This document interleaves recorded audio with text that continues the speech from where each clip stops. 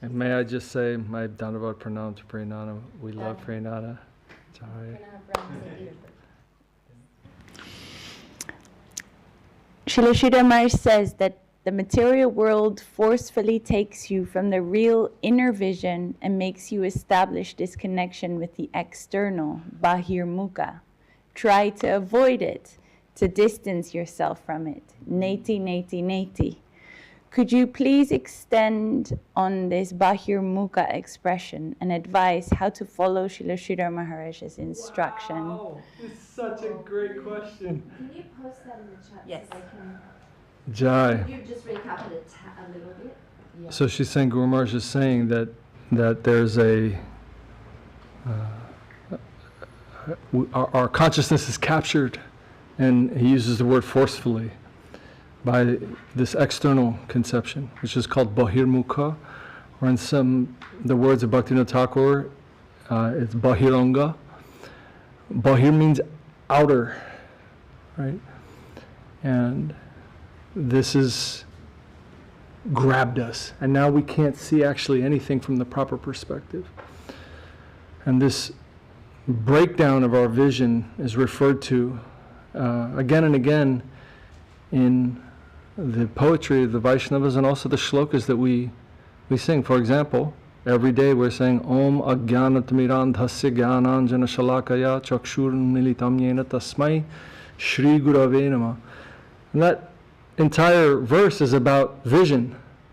Ajnanatirmirandhasya, I've been completely immersed in ajnana, means like total non-knowledge is what I think is knowledge. The opposite of what reality is what I've become immersed in. Jnananjana Shalakaya. But real knowledge has come to me and is being applied to my vision by Guru. And it's referring to this Ayurvedic term.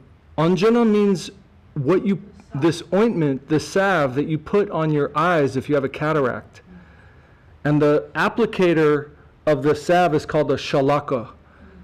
So shalakaya means like he's applying this healing medicine of proper vision, of jnana, real knowledge. Chakshurumilitam jena. Now my vision has been cleared. Now I can see what reality is. Tasmai Shri Gurave Namah. All right, so I'm worshiping Guru who's curing my messed up vision. And that's the vision, this bahirmukha, right? This vision where I'm captured by what's external. And this is happening on many, many levels of our conscious field. Krishna explains in chapter 13 of Bhagavad Gita, right, which is called Prakriti Purusha Yoga. Chapter 13, Krishna is explaining what is, we've all heard this, Krishna uses these expressions, kshetra, kshetragya. There's the kshetra, that means the field of perception, the field of interaction for our consciousness, right? And then there's kshetragya, this knower of the field. There's the thing called the soul, who's actually the thing immersed in the experience of whatever this field is. And the field has many, many layers, right? It's not just the senses, which is bahiranga, right? The senses they're shakti, they have some energy, right? It's essentially vibrations that are coming and interacting with this body. And of course, we understand these vibrations are very, very, the amount of vibrations that this body picks up are very, very limited. So even in the sense of understanding how limited the vibrations we pick up, we're not in any way interacting with reality. But then it doesn't just pass through that. Then it has to pass through a mental layer. Krishna is saying all of this is part of the kshetra. Right? The mental layer is likes and dislikes. So we're receiving some info from the environment, and now we've got some mental pattern where we're like, I like that one. I don't like that one. Right? And it's all totally unreliable. But we're getting completely swept by it. It's like, I like it. I don't like it. And it's just junk. It has no rooting, right? But we're swept by it. That's the kshetra that we're in, right? Likes, dislikes, happiness, distress, all these things, these dualities that are, and then there's the patterns of our behavior that we've accumulated over time, right? This is called samskara. And samskara means, oh, this situation occurs externally to me, and I have a pattern where I react to that with anger. Or I have a pattern where I react to that with bitterness. And I think, oh, this situation made me bitter or angry. Right? And it's ridiculous. The situation didn't do anything to you. You're the one who's got that little pattern. Now you're living in a world of hell because something happened on the outside. You don't have to do that. But you think it's like, that happened? No, I have to do that. You know. Well, I'm really mad now. You know. You better watch it, buddy. You know what I mean? It's like comical. It's like a joke. And then you think it's you. And then what's interesting, Krishna says, there's something at the root of that. It's called dridha, which means determination. It means you are the only one fueling this improper mode of being. It can't exist without your determination to perpetuate it. And what's very fascinating about this internal journey of spiritual life is you recognize your determination is what's actually perpetuating this. You can't stay angry unless something inside of you is giving it energy. You're giving it energy. You think it's being caused by all this outside, but it's you giving it energy. You're determined to maintain that pattern. In fact, the idea of you being you without that pattern is like scary. It's like, oh my God, if I'm not angry, then I won't even be me. You know, like, we're just perpetuating it. And it's all so-called caused by the outside. We think it is. And that is the problem. That's called Bahiranga Shakti, Bhaktivinoda Thakur calls it. Or another word for that is Maya Shakti. Okay? But Maya Shakti is not acting on reality. Maya Shakti, if you say Maya means illusion, illusion is not happening to reality. Illusion is happening to the illusioned. Like if a magician makes a statue disappear, you can't say, my God, I'm in the non-statue reality.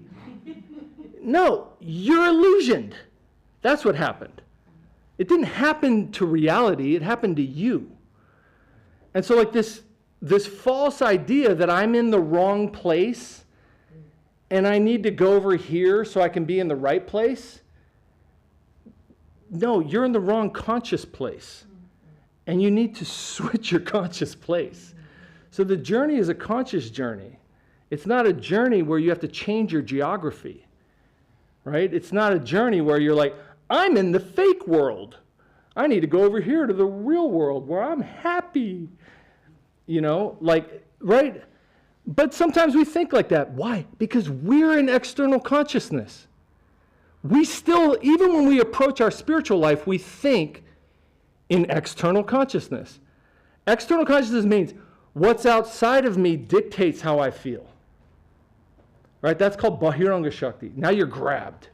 What's outside of me dictates how I feel. So if I want to feel good, oh, I need a car. I need that car. I love that car. I want that car. Right? Why? Because you think that car is going to make you feel good. But the feeling is happening inside.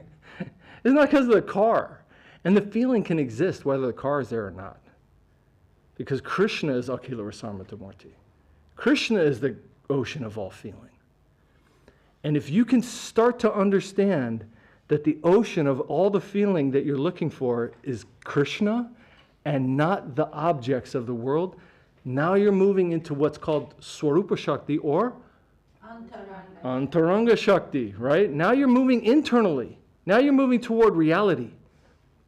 It's consciousness. So Bahiranga Shakti is saying, I need the external world to change to feel good. If the external world changes in a way I don't want to, then I feel bad.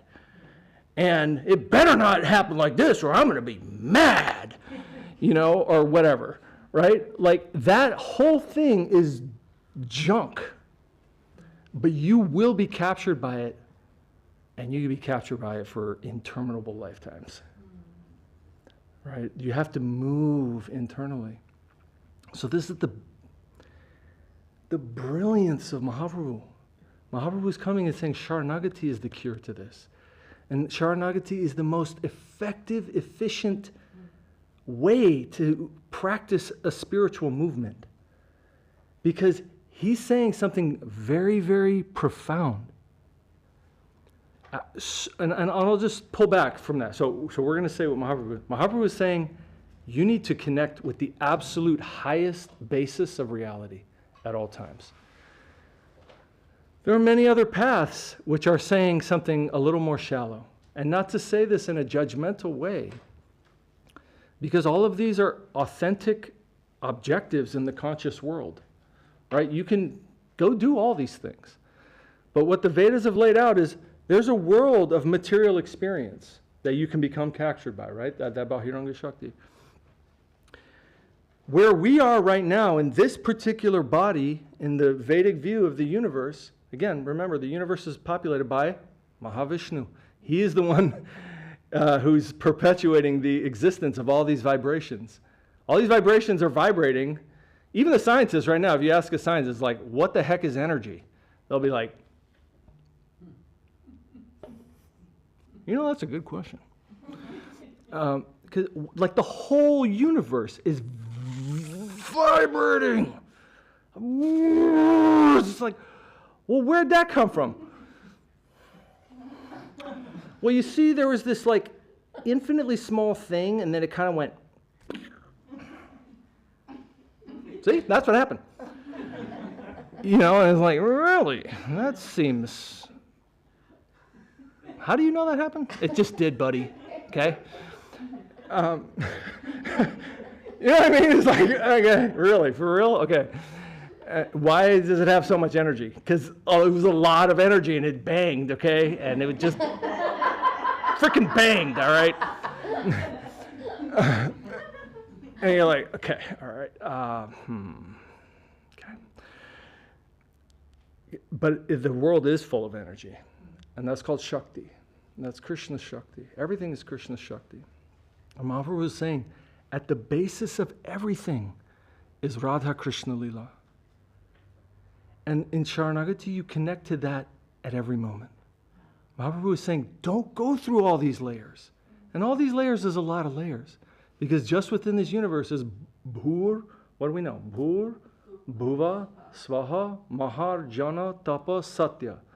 Okay? These are all bandwidths of energetic perception.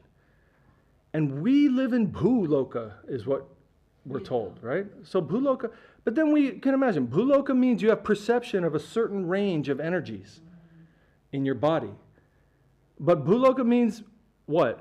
We have eyes. What does our eyes perceive? Light. Okay? Well, that means scientifically we can understand the light spectrum. How much of the light spectrum do our eyes see? Everybody knows this? Like 2%, give or take. Some people see more. On a good day. Yeah, 2% on a good day, right? Sometimes 1.5%. But what does that mean? It means this entire world that has captured your consciousness, that you're full of desire toward or desire against, is a sliver of what is to be seen. If you could see 4%, you would see twice as much range of color, right? Think about how much more you'd want. You'd be like, I want that like super like, right? It's like you could see 0.5% and you'd still be like, I want it, right? Like it's a consciousness thing. You could be a friggin' black widow spider in between two rocks, and you'd be like, I want that other rock, a fly, like it's just a consciousness. It's a consciousness. How are you interacting with it? How much do we hear, right? We have ultrasonic sound, subsonic sound. That means sound that's too deep for us to hear, sound that's too high pitched for us to hear. Guess how much of the sound spectrum it is? Most of it. We're just in this little one and we call it sound. But it's not sound, it's just like what we can hear, right? And you can extend that to every one of our senses. Our sense of taste is extremely limited. Somehow, a snake goes like that and like receives vibrational energy from the entire environment and navigates with taste. What is that? I have no idea. A bat is like navigating with sonar, right? Everything is just sound. The whole world is populated just by the reverberation of sound. We have no idea what reality is, actually. And then think about this. We only know about these things because we have the senses to pick it up. What senses don't we have? We don't know. We have no idea, and we can't know. Right? So like anyone know about anyways, I don't want to get too academic here, but like epistemology is a field that's called the study of knowledge, okay? And in epistemology, there are things that you know. There are things that you don't know. And then there's the stuff that you don't know, okay? I mean, it doesn't take like a huge mental exercise to understand that most of what exists is probably stuff we don't know, okay? But our ego is not disturbed by that because we have no idea what it is. Our ego is only disturbed by this little sliver that we're in, and we're all just like, that's Bahiranga consciousness, okay? Right? We're just like stuck in this little world of externals, and we've bought into a lie. And the lie that we bought into is, I'm going to feel good because of what's outside of me, and I'm going to feel bad because of what's outside of me. And this entire interaction and the addiction to it is Bahiranga consciousness.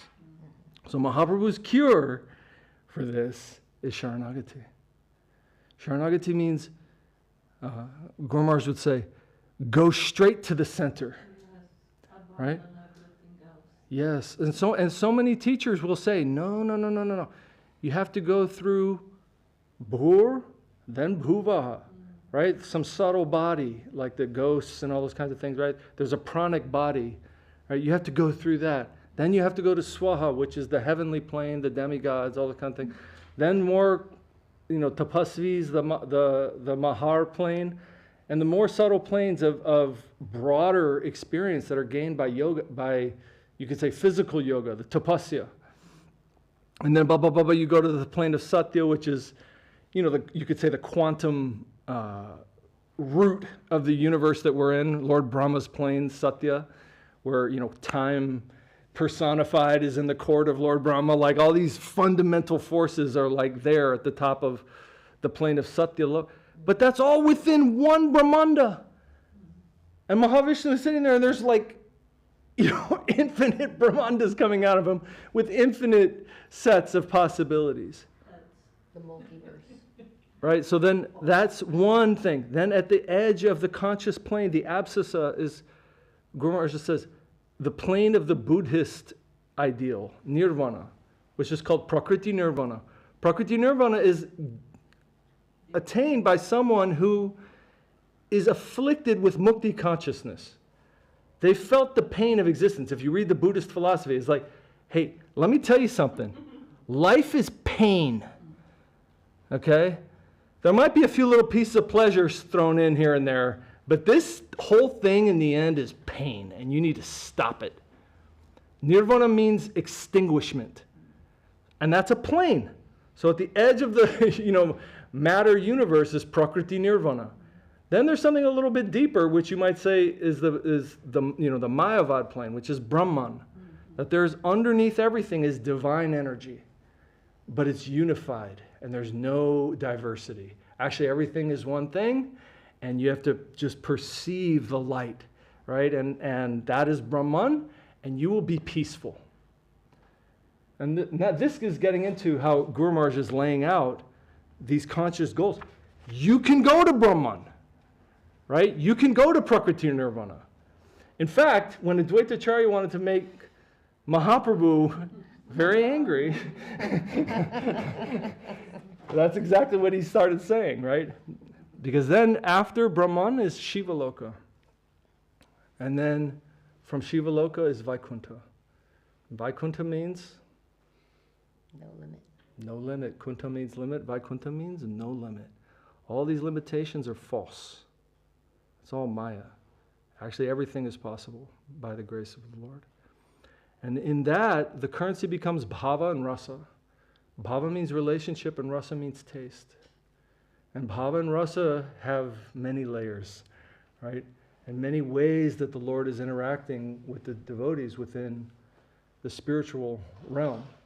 And at the highest realm of bhava and rasa is Vrindavan Dham, where the infinite is interacting in an intimate way with the jiva souls. A very intimate way, where, Krishna might lose in arm wrestling to his friend, right? And they might, play a joke on him and throw some food at him and stuff. Like these intimate ways. Mother Jashoda's running after him, and as the Damodarashtakam says, he's running from her crying in fear, and she's faster than him and catches him. And then, Satyabhakta Muni says, this vision of the Absolute, this is what I want to have in my heart. This is inconceivable, that the cause of all causes will interact in love with his devotees. And what Mahaprabhu's advice is, don't go through all these layers. Because there's a lot of teachers who would say, nope, you have to go through, Bhur Bhuva Swaha Maharjana Tapasatya Prakriti Nirvana Brahma Nirvana Shivaloka, then you can go to Vrindavan. And Mahaprabhu's great mercy is no. Go straight to the center. The cause of all causes is the Leela of the Lord with Sri Radha in Vrindavan. And that should be seen as the source of everything within whatever you're perceiving, even in our small little finite lives. And through that can be understood the efficacy of Śaraṇāgati. Because actually, that is the cause of all causes. And we are meant to serve that. So to move to that, to that perspective, and to willingly give these tiny little things that we're reacting to with our patterns, oh, this is hard, what I'm going through right now. Oh, this thing made me mad, or whatever it is, right? To say, oh, but my Lord, you are good, and I want to sacrifice for you. That can drop all these external consciousness. Otherwise, Guru Maharaj says, you can spend many, many lifetimes trying to defeat one aspect of your mind. And he uses the example of bitterness, which is, I think it's a funny word, and it's a feeling we all can kind of go, oh, I know what that means. It's some little permutation of consciousness. Guru Maharaj says, you can spend lifetimes fighting against bitterness. But by the grace of Śaraṇāgati, all these things can be shed from you. If we can live for him, not for ourselves, not for our little ridiculous mental impositions, but live for him.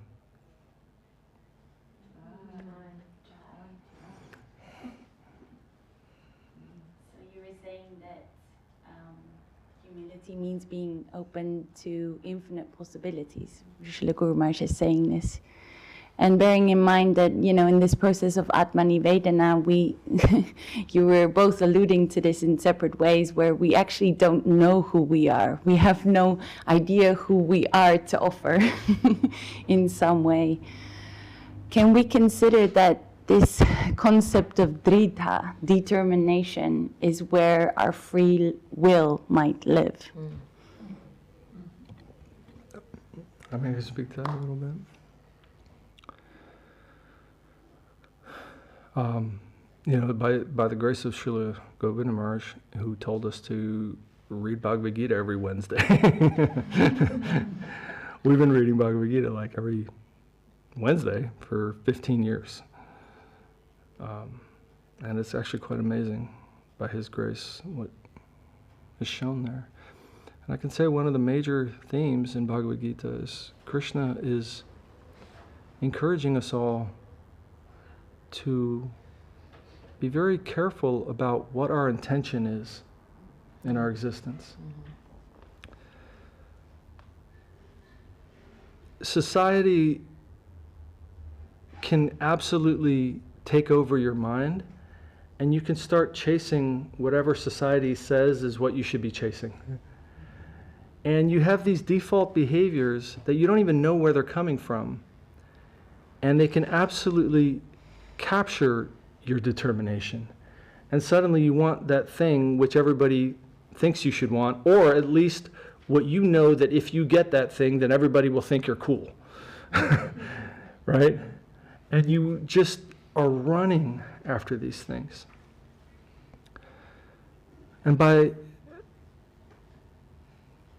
really the grace of our teachers, we can start to understand, wow, I have completely bought into this idea that the external world is the source of my pain and the external world is the source of my pleasure. And my intention is completely governed by trying to affect the change that I think I want in the external world. Not only that, I'm the one perpetuating my own bad behaviors. And I'm doing it completely without a roadmap. Right? Sometimes I'm just reacting in a certain way and it just feels like, you know what, this feels like I need to just really let this go. And I'm just going to do whatever I want. Finally, I'm free. You know. But all of that takes a tremendous amount of energy and determination, actually. And when you realize that you actually have a capacity of determination, and that there's not a second that goes by that you're not utilizing it. Not one moment goes by where you're not using determination to perpetuate something. Mm-hmm. And now it's just a matter of where are you putting that toward? Mm-hmm. That's a really interesting way to perceive life. Because otherwise you think, oh, it's so hard to be determined. You know, it's like, dude, you're being determined to be a little whiner. Like, that also takes just as much energy. You know what I mean? Like, it takes just as much energy to, like, whine and complain as to, like, do something. It doesn't take less energy. And so it's like, when you realize I'm exercising determination every second, it's really helpful. Because then you can go, okay, Gurudev, what you like? I have this amazing resource inside me called Dridha, right? And then you start to see, like Narottam Das Thakur, he's like, you know,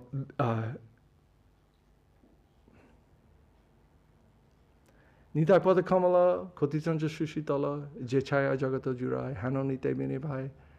Radha Krishna Paitanai, Dridha Kori Dharo Nitar Pai. Use your Dridha, use your determination to grab onto the feet of Nityananda Prabhu. That's a cool idea. Right? Like, you have this capacity. You can direct it to begging Nityananda Prabhu for his mercy to be engaged in the Sankirtana Mahaprabhu. You know, like, you have just as much capacity to do that, just as much Dridha to do that, as Dridha lay around going, this is totally unfair. Or whatever, you know, little, like, junk is going around your head. That's also just as much Dridha. So, you know, the capacity of the soul to utilize your quality, you know, to take a higher intention, and to place that higher intention within yourself. Like, that's a use of your free will.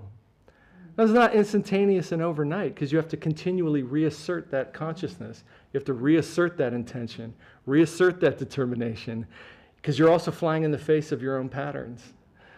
But, you know, that's the grace of Guru. It's like, you know, Guru Maharaj is saying the ideal makes the man. Well, how do you know what your ideal should be? That's actually super hard within the infinite. What ideal should I place in my heart? Guru can give that, right? And Guru Maharaj is saying, your ideal should be Śaraṇāgati. That's what Prapanna Jivanamritam is saying. Your ideal should be Śaraṇāgati. That is the highest thing you can place within your heart as your navigating lighthouse. And, that's a wonderful thing. And now you can check in on your determination and realize you just used your determination to perpetuate one of your patterns. I just did it again. You're like, "Ugh." Okay, Śaraṇāgati, yes. Okay, Nityananda Prabhu, yes. You can just reset. But that's conscious work. That's yoga. That's real deep yoga. That's actual conscious work. And ultimately, it's consciousness. Sometimes I emphasize this because, like in the temple, everybody who's gone through school, we've all got the brainwashing, right? It was the little, whatever it was, banged, and now we're in the world, and, and it's all matter, and consciousness comes from matter, not the other way around, right? The right combination of matter, and bloop, there's this thing called consciousness. We're all super brainwashed with this, and it's the whole school system, the whole society just assumes this paradigm. And what's interesting is there's two, I don't know if this is interesting to everybody, but Yes. if everybody is interested, there's two current schools of physics, and they both accept the validity of one another, but they don't talk to each other at all, which means we don't have a real physical model of even the physical reality we're in. But one is called particle physics, which is traditional physics, and then one is called quantum physics. And quantum physics is basically wavelengths, and wavelengths pop particles in and out of existence. It's like, oh. And one of the there are some very interesting guys who started looking into quantum physics. Quantum physics comes from the word quanta. Quanta means small.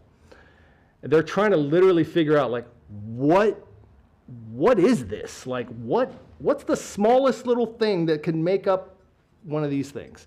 What is this? And very quickly the realization is reached that this is all just vibrating.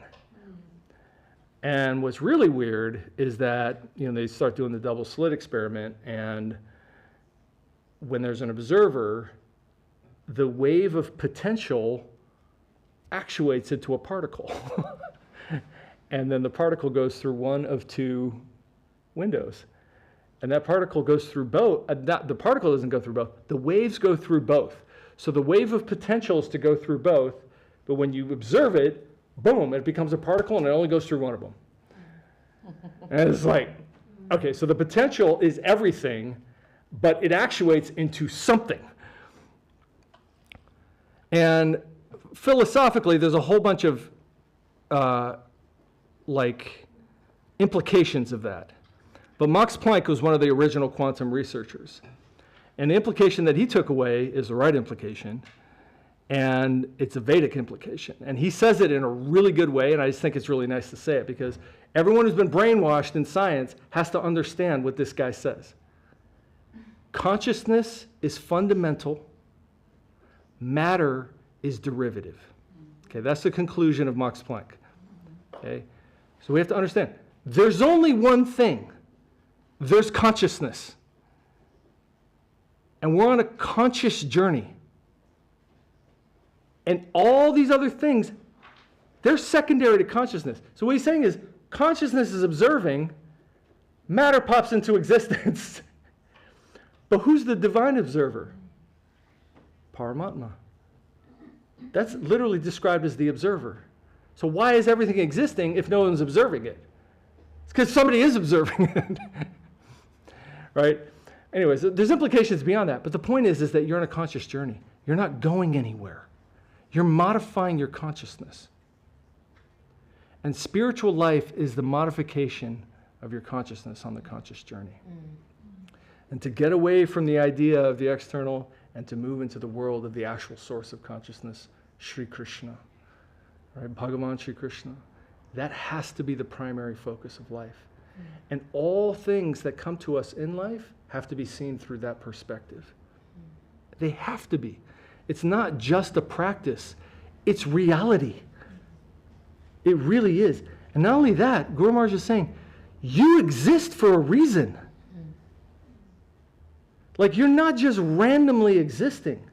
Your existence is super important.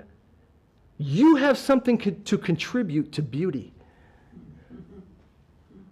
You have actually something to give that will enhance reality somehow, which is inconceivable. But we have to find that. That's where our satisfaction lies. Nothing less than that. We have something to give. And we have to learn to be a giving unit. And we have to learn to be a sacrificing unit.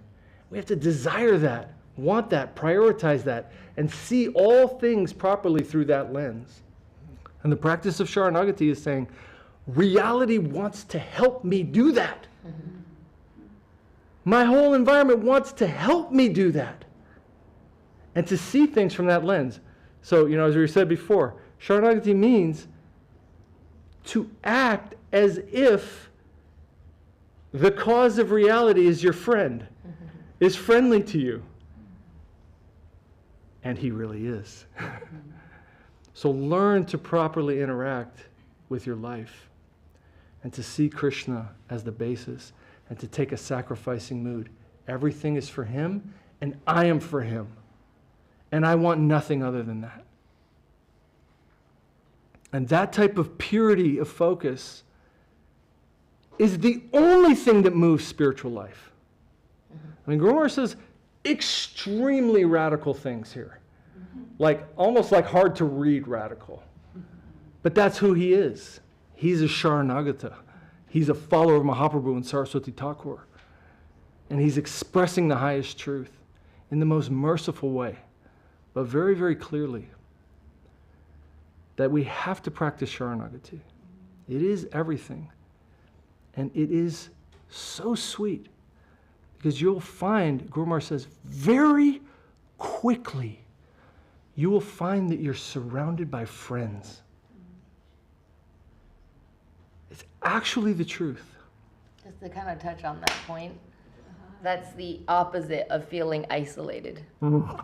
Okay, so really if you're feeling more and more alone, it is because of more and more distortions in our own vision of things, right? So all of the anger and the lust and the greed and the all of those, and what we can call them, they're the defense tactics of the ego to progress, right? And the more that they're perpetuated or fed, right? And that's what stabilizes the ego to some extent, right? The more isolated we'll become.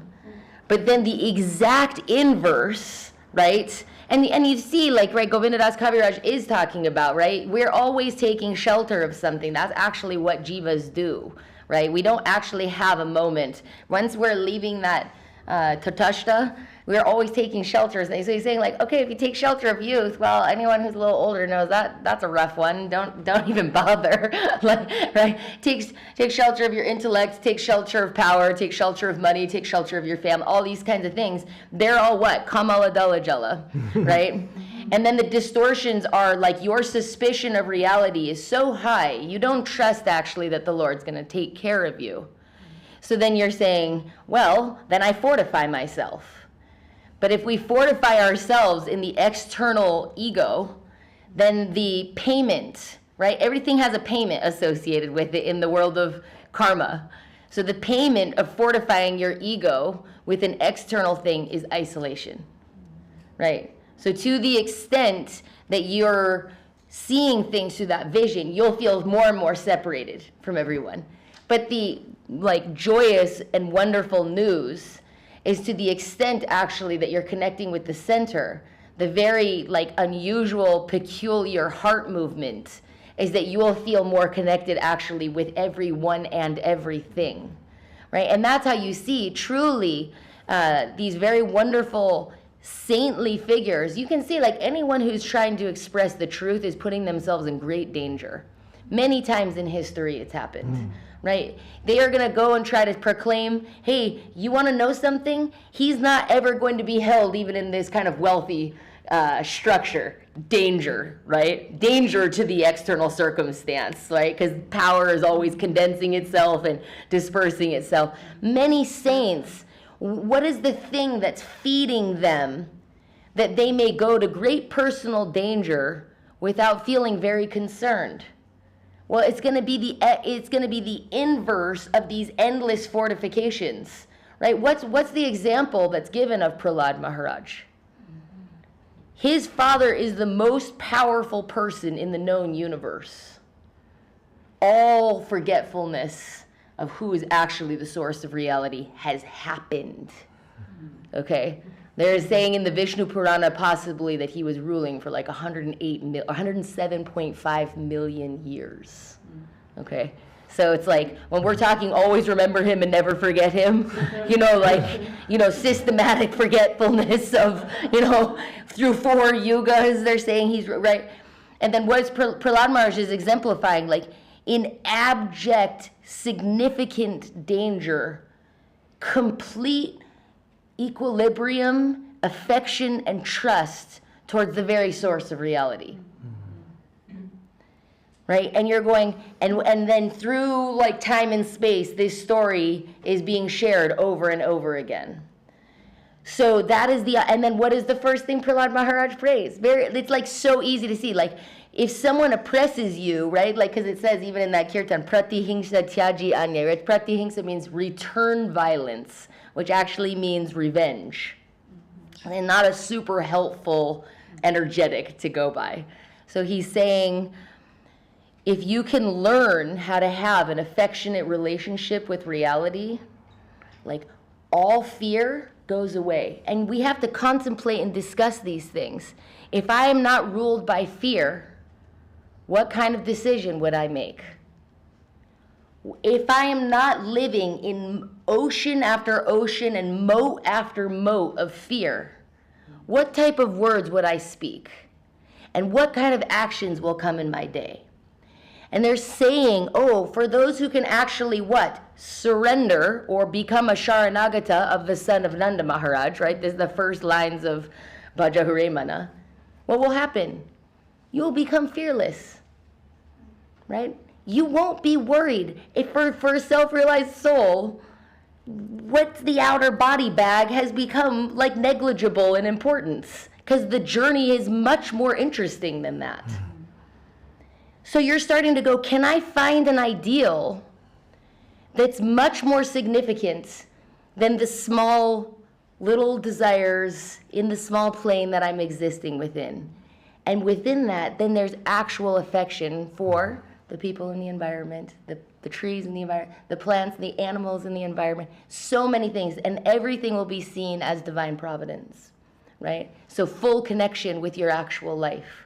And no disassociation with I'm born in the wrong time, I'm born in the wrong family, I'm born in the wrong, and nothing is with error, right? Everything, that pattern has revealed itself to be most wonderful, right? And all of these people in history are exemplifying that in the most glorious way. That's why it enhances our faith to remember these types of stories, right? You go, such a dangerous time. And by remembering him, I also feel some relief in my own attempt. Yeah, so that is the wonderful anthem of saying, try to become a bhakti yogi where I feel connected with my life and connected with where I am and connected with the journey that I must go on. So we can pause there. Beautiful. By the way, can you ask Pranana, does that okay? Double thumbs up from Bruno. Okay. There was a thought we could extend a tad because we started late. If you wanted to go into the Life-Nectar, or we can... Go into? You were saying that you wanted to go into Prabhu-Jivanamritam a bit late. Yeah, I mean, maybe we can go into a little bit more, because the first chapter of Prabhu-Jivanamritam, there's a section called Vastu Nirnay, which could be translated as like the thesis of the work, where Guru Maharaj in his own Sanskrit, he wrote his own Sanskrit saying, this is Śaraṇāgati. I think it's very nice for us to maybe talk about that. tomorrow. And I think we talked a little bit about kind of like the possibilities that are out there, right? And there's a little bit more to say because there's other, quote unquote, religious paths. We talked about Buddhism, we talked about the goal of the Mayavadis, and there's a little bit more because also even theistic paths, they have bhakti within them, really. They're just bargaining. Some theistic paths, are just bargaining with God. It's like, do all the rules, go to the happy land. Don't do the rules, go to the bad land. Pretty much. I mean, and that's the structure, right? Like, you want to really enjoy, do the rules. And then, like I remember, I mean, again, no shade on anybody, but I remember Tyagi Maharaj went to a radio show here in London, actually, where they had all these different, it was on BBC, where they had all these different kind of religious leaders, and the guy's asking, like, describe heaven.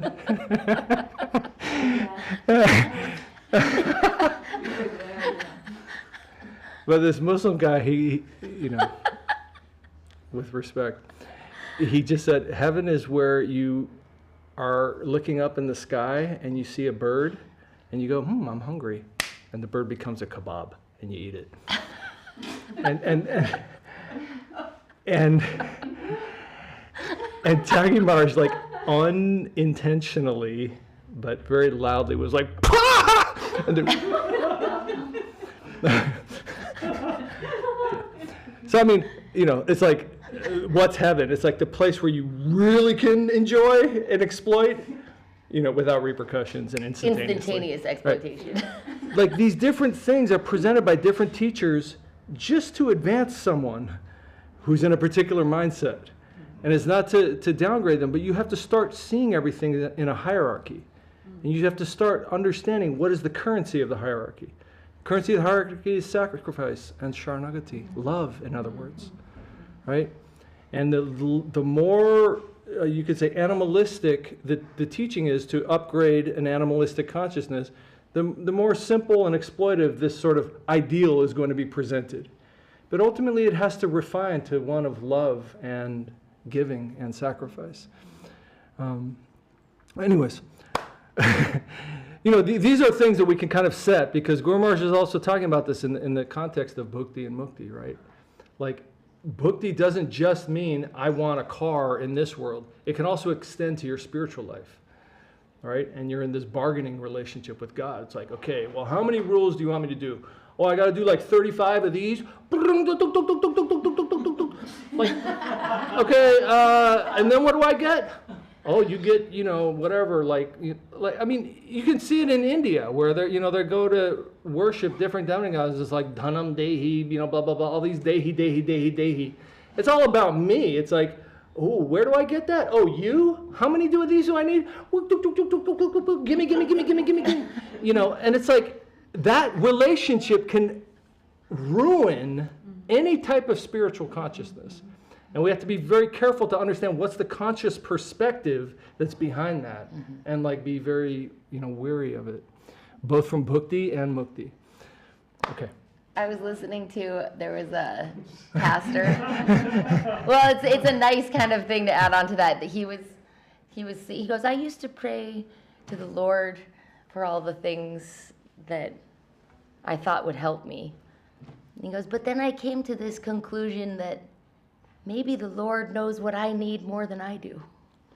And so I just started offering myself and just goes, Lord, you give me what you want to give me. And you're going like, oh, this is like a refinement, actually, right? Because at first you're just trying to turn towards the Lord. And so it's not bad, right? That's the story of Dhruva Maharaj. He's praying because he has some desire in him. And Krishna says, if you want something, yeah, you can ask me.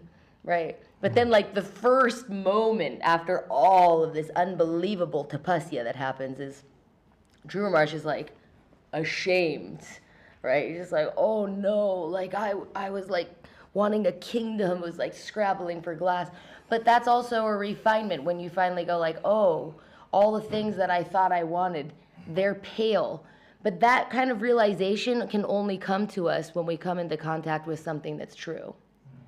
Until that point, it's just philosophy, right? And so then coming into contact with something that's real, at least placing in your mind that the things that I'm praying for may or may not bring me what I'm actually looking for, right? That's at least you can let that wash. Just the same as when you read these kirtans. Maybe some of them feel very far away. Okay, no problem. Let those wash over your consciousness. Let them reveal themselves to you, right? And then at the most, right, you're saying bahir mukha, right? Like turn your face towards the Lord. If you can't stop yourself from wanting things, okay, then you have to direct them towards Him. Refinement of that, I actually don't know what I need and what I want or who I am, and I throw that towards you, right? But if it's not authentic in you, no need to like make a kind of fake prayer and then like, perform that to the Lord, just let those wash over you. And I think that's really like what we're trying to have is, we can say like we're going to try to perform a yajna towards the world of our teachers and let their words wash down over us, and that we may have some of those words reveal and that we can express and offer ourselves towards those words. So. Thank you, Ron, and thanks all the devotees. Maybe I can just suggest for tomorrow we can talk a little bit more about these different stages of consciousness, because I think we established that we're on a conscious journey, right? So we're in motion in a world that we don't understand. We can barely understand that we're consciousness, actually. It's very difficult to truly grasp that I am a particle of consciousness and everything is a projection within consciousness. It's very difficult to grasp that. But we have to start to grasp that, and then there's motion within that. Like Srila Sridhar Maharaj is speaking about. And ultimately he's saying that in order to participate in vilas, which means the play of the Lord, you have to be a Śaraṇāgata, he says in the foreword. And what does Mahaprabhu come to give? I'm saying these are things we can talk about tomorrow. And then the other thing is that then Guru Maharaj gives very, very practical advice of how to actually interact with the things in your life in the proper consciousness, so that Śaraṇāgati is at the basis of it. And that means really normal things like I meet somebody, or I find myself in a circumstance, or an event occurs. All these kinds of things that are just normal. Or I hear a sound even, right? How can you train yourself to start to interact with those things properly so that they're progressive and positive within our days? And I have one question. It's between the religious structure, religion. Is that even possible to approach Śaraṇāgati in any possible way, being in that kind of The big answer is exchange, yes. like that kind of a transaction yes. type of mindset or consciousness? Is that even possible for a person to come to the terms of praying just for devotion, nothing else? Hare Krishna. So I mean, we can speak to this based on the teachings of our masters. There's a huge spectrum of relationship with the Lord, and moving toward non-exploitation, jnana-shunya bhakti. There's stages leading to that, but what Srila Guru Maharaj says is, eventually you will receive a guru according to your progression. And progression is not limited to external circumstance or external labels of an organization. Ultimately, guru will come according to the degree of your surrender, right? So according to that next necessity of your surrender, then you'll receive that teaching. Jnane prayasa mudapassinamanta eva, right? That shloka is meaning that sthane sthita shrutigatam. Where you are, if you have that mood, the teaching will come to you.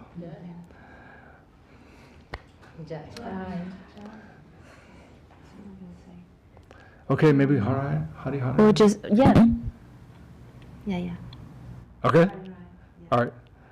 Dhanavats, everybody.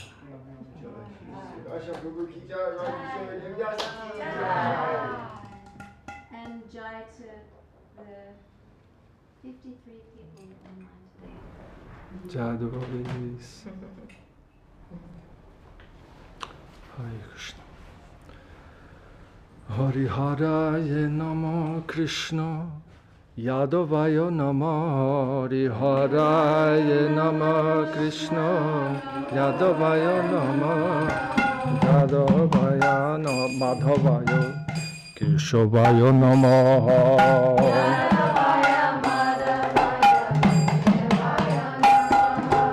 Gopala Govinda Ram Shri Madhusudan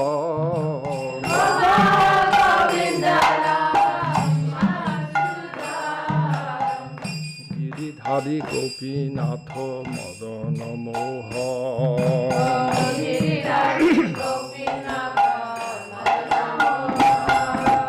Shri Chaitanya Nityananda Shri Advaita Chandra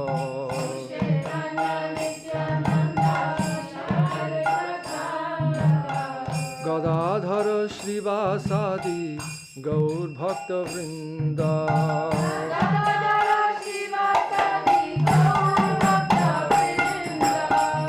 Jaya Rupa Sanatan Bhata Raghuna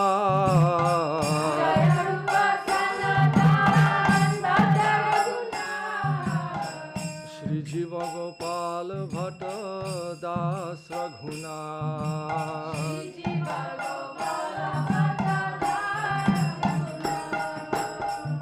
Echai Gosai Kori Charana Vanda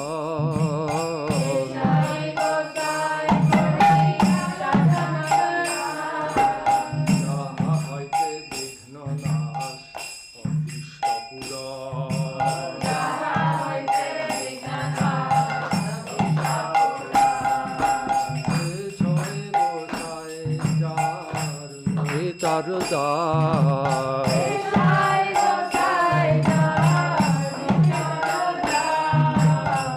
সবার পদরেণু মোর পঞ্চগ্রাস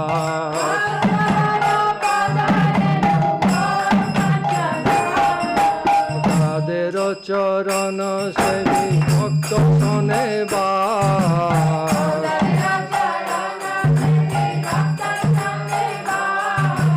জনমে জনমে হয় এই অভিলাষ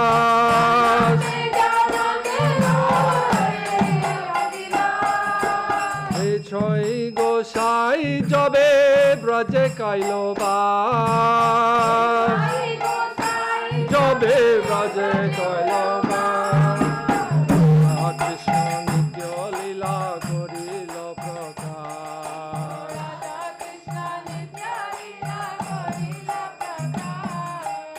আনন্দে বলো হরি বজ বৃন্দাবন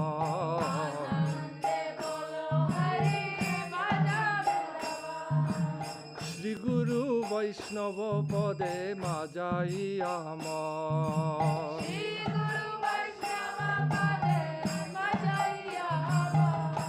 শ্রী গুরু বৈষ্ণব পাদ পদ্ম করিয়াস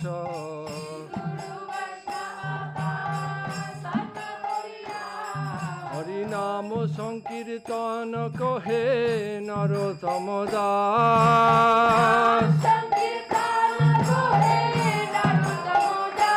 হরিনাম সংকীর্তন কহে নরোত্তম দাস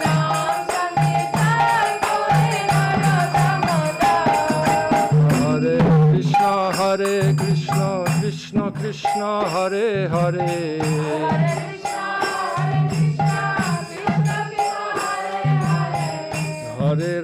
হরে রাম রাম রাম হরে হরে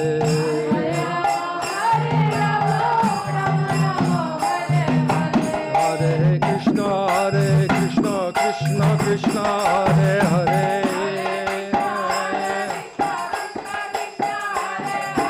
হরে রাম রাম রাম হরে হরে গৌর হরি বল হরি বল হরি বল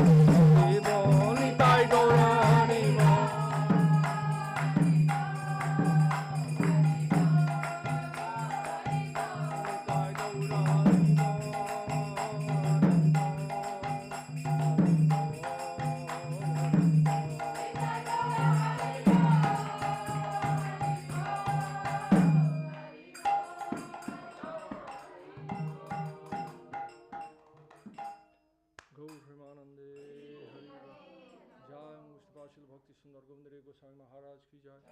जय परमहंस ठाकुर श्रील भक्ति रक्षक श्रीधर गोस्वामी महाराज की जय। जय भगवान श्रील भक्ति सिद्धांत सरस्वती ठाकुर प्रभुपाद की जय। श्री सर गोस्वामी प्रभु की जय। जय श्रील भक्ति वेदांत स्वामी महाराज प्रभुपाद की जय। जय लंदन मठ की जय। All the devotees की जय। गौर प्रेमानंदे।